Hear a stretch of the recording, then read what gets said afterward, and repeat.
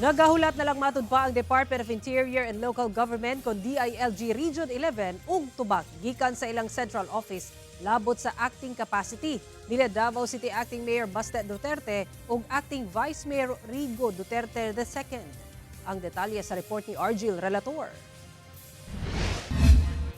Nagpabilin gihapon sa acting capacity sila Davao City Acting Mayor Baste Duterte ug Acting Vice Mayor Rigo Duterte. Kinihuman wala nakapanumpa sa elected mayor ug kanhi Presidente Rodrigo Duterte sanglit ana apasiya sa The Hague.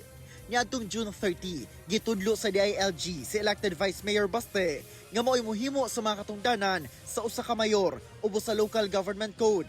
Samtang gitudlo sab si elected City Councilor Rigo nga mao'y mahimong acting Vice Mayor subay sa law of succession sanglit siya ang nakakuha sa pinakataas nga boto sa eleksyon. Sumala ni Acting Vice Mayor Rigo, wala pa sila nadawat nga abiso gikan sa DILG kung sila nagayon ang mulingkod isip mayor ug vice mayor sa Davao City.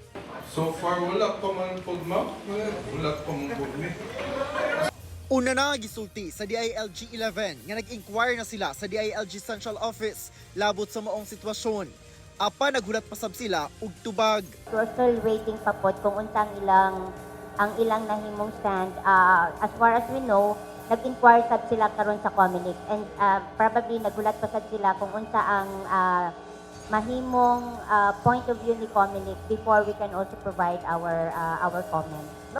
Samtang dugang ni Acting VM Rigo anaa sa maayong kahimtang si FPRRD.